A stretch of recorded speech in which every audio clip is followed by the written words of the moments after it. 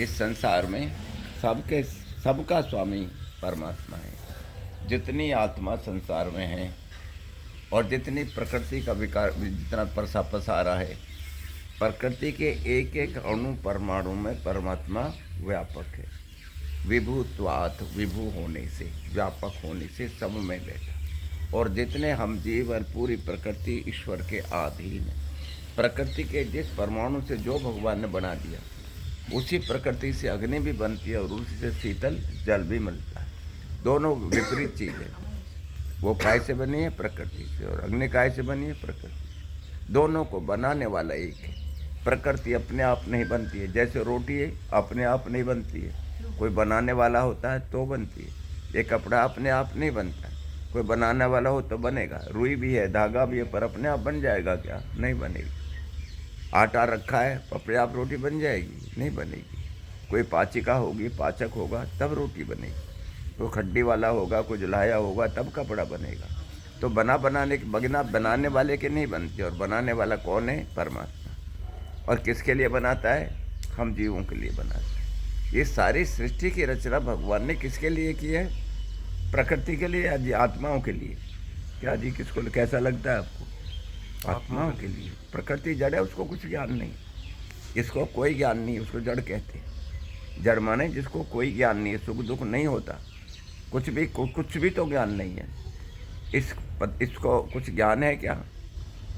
इसको पत्थर मारो, ईंट में डालो, अग्नि में डालो, कुछ चिल्लाता है क्या मेरे को जला दिया जला दिया? इसमें कुछ नहीं। इसलिए ये प्रकृति है। और जिसको दुख होता है, जिसको सुख दुख महसूस करता है, जिसमें ज्ञान होता है, जिसमें इच्छा होती है, जो प्रयत्न करता है, वो चेतन होता है। चेतन कौन है? हम और आप। तो आपको ये पता होना चाहिए कि आत्मा सदा से है। हम और आप आत्माएं हैं। ये एक शरीर साधन मिला है, यहीं कहाँ मिला है? संसार में। और कहाँ छूटेगा? यहीं छूट जाने वाला है। इतने समय में जब से मिला और जब तक छूटा, हम कैसे काम करते हैं, ये हमारे जीवन का सार है। वही जाता मेरे साथ। यहाँ की एक राई बार, एक जरा सा भी कुछ भी साथ हमारे साथ नहीं जाता। शरीर यहीं जला दिया जाता है। सब चीज़ें बेदखल। पटवारी का नाम लिखवा दो, पर जमीन का हमारा खता जी, वो तो ख़त्म हो गया, ख़त्म। हमारा नाम भी मिटा दिया जाता है। अकेले आते हैं और अकेले जाते हैं। संसार सबका भगवान बनाने वाला है। तो भगवान हम सबका निकटतम है। हमारे सबसे निकट कौन है? पति के पत्नी, माँ के बाप, बेटा बेटी, गुरु जी गुरु और शिष्य। कोई भी इतना निकट नहीं है जितना निकट परमात्मा है। हम सबके साथ बैठा है, सबके साथ। और हर काल में, हर देश में, हर परिस्थिति में, एक मिनट, एक सेकंड के लिए भी भगवान हमसे कभी अलग नहीं होता। हम नरक में हो, स्वर्ग में हो, हम सुख में हो, दुख में हो, हम किसी भी योनि में को ना हो, परमात्मा वहाँ भी हमारे साथ रहता है।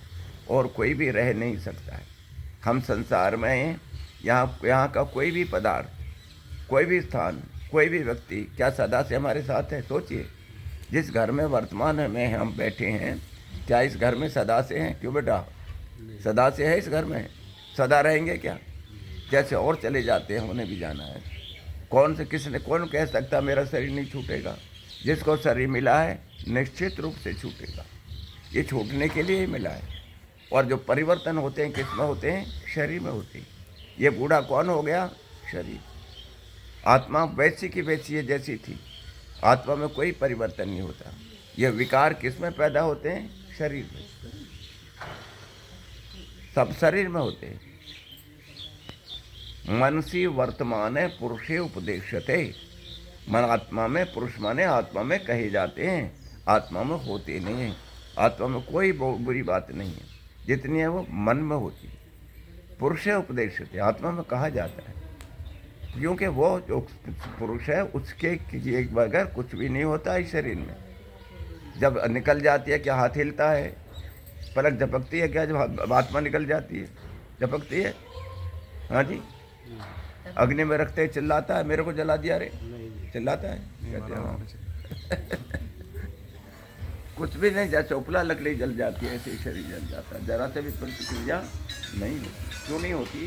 कि जिसको दुख होता है वो बाहर चला गया। कौन चला गया? आत्मा। आत्मा को लगता है, वो शरीर को कुछ भी नहीं लगता। शरीर में कोई दुख नहीं होता। तो हम और आप वही आत्मा है, हम सदा से सदा रहने वाले। इस जीवन में जैसे हम कर्म करते हैं, भगवान ने पूरी स्वतंत्रता दी है। ये भगवान ने हाथ दिया है। तो मुनि जी बता रहे थे इसी से क्या नहीं करते, यज्ञ भी अच्छे करते हैं, दान भी इसी से करते हैं, और कट्टी साफ इसी से करते हैं, नाक भी इसी से साफ करते हैं। सब उसी हाथ से होता है, अच्छा भी बुरा भी। इससे हम चोरी भी कर लेंगे, डाका भी डाल देंगे, किसी का खून भी कर सकते हैं, और दान भी दे सकते हैं, किसी को सहायता भी कर सकते हैं, कंधे को उठा के ले जाएंगे, हाथों से उठा के ले जाएंगे। इस शरीर का उपयोग करने के लिए हमको छुट्टी है, पर फल किसके हाथ में? ईश्वर के हाथ में। जैसा करेंगे वैसा फल भगवान देंगे। तो फल देने वाला भगवान है, तो अपने कर्मों को हमसे अच्छा करना है। इस अवधि में जब से मिला और छूटेगा, कैसे हम कर्म करते, इस पे मेरा सर्व निर्भर है। हमको वर्तमान में पुरुष मनुष्य का शरीर दिया, अब कोई बहन शरीर स्त्री शरीर में, कोई भाई पुरुष शरीर में। आत्मा स्त्री होती है कि पुरुष होती है, बताइए? हाँ, आत्मा ना स्त्री है ना पुरुष है। भगवान जिस शरीर में बैठा देता है, स्त्री के शरीर में मैं स्त्री की तरह काम करता हूँ, पुरुष के शरीर में पुरुष की तरह काम करता हूँ। आत्मा स्त्री पुरुष नहीं होती, परमात्मा स्त्री पुरुष नहीं होता। परमात्मा एक ऐसी सत्ता है, तुमने पिता बसो तम माता सत। वो परमात्मा माता भी है और पिता भी है, वो स्त्री पुरुष नहीं है। हमारा पालन करता है, पालक पालन करता है, पोषण करता है, सब व्यवस्था करता है। कैसे व्यवस्था करता है भगवान? माँ तो रोटी पहले भी खा रही थी, और जो ही मैं गोदी में आता हूँ, माँ के स्तन में मुझको दूध दे दिया भगवान। पहले दूध क्यों नहीं बनता था? माँ तो वही है, स्तन वही है, पहले दूध बनता था, अब क्यों नहीं बनता? क्यों? अब उनकी सीमा खत्म हो। तो भगवान ने कैसी शब्द दिए? गाय पहले भी थी, जो ही बच्चा बोता है सामने आता है दूध दे देने शुरू कर देती है। किसकी व्यवस्था है? परमात्मा की। किसको कहाँ जरूरत है वैसी लगा देता है। सबका नियामक, धारक, पालक, पोषक परमात्मा, और हमारा परम हितैषी है। परमात्मा से निकट और नहीं कोई, परमात्मा से निकट और है कोई भी नहीं है। सब यही छूटे हैं, यही मिलेंगे। तो भगवान बहुत बड़ी चीज़ है। ये सारे रिश्ते भगवान ने दिए। हम पोते भी होते हैं, देवते भी होते हैं, बेटा बेटी भी होते हैं, माँ बाप भी बनते हैं, दादा दादी बन जाते हैं, नाना नानी बन जाते हैं। वही व्यक्ति है, अलग अलग समय पर कितने रूप बदलता है। जो जिसको देवता कहते हैं, पड़पोता कहते हैं, वो कैसे आज जैसे समय बदल जाता है, सब कुछ बदलता चला जाता है। एक ही आदमी जैसे, और जैसे एक कलाकार जानता है, रामायण का पाठ हो रहा है कि तुम राम रहोगे, तुम लक्ष्मण रहोगे, तुम दशरथ रहोगे, तो कौशल्या बनेगी, तो कैकेयी बनेगी, ये सीता जी बन गई। पर वो जानते हैं मैं सीता नहीं हूँ, सीता तो तब हुई थी, मैं रोल कर रही हूँ। जानते हैं कि नहीं? उसे जानता है कि मैं राम नहीं हूँ, राम तो वो था, मैं राम का रोल कर रहा हूँ। ऐसे ही हम भी रोल करते हैं, मैं दादा हूँ, मैं नाना हूँ, पर हमें जानना चाहिए कि मैं केवल आत्मा हूँ, ये सब कुछ नहीं हूँ। ये शरीरों के संबंध है। मेरी बात समझ रहे हैं आप? मैं क्या कहना चाह रहा हूँ? ये संबंध शरीरों के, मुझे आत्मा के नहीं है। मैं आत्मा इससे अलग हूँ। ये शरीरों का संबंध है। शरीर नाना है, शरीर दादा है, शरीर ने बाता है, शरीर ने पोता है, शरीर ही है, और ये भगवान ने बनाया है। हम वो शरीर नहीं है। शरीर एक साधन है जो भगवान ने दिया है, और कहाँ मिला है? यहाँ। और कहाँ छूटेगा? यही छूट जाना है। अकेले आते हैं, अकेले जाते। परमात्मा का राम की कमाई जो जितनी कर लेगा वो सौभाग्यशाली है। इसलिए कभी मरने की कामना नहीं करनी चाहिए। हे प्रभु, मेरा भगवान का नाम जपना।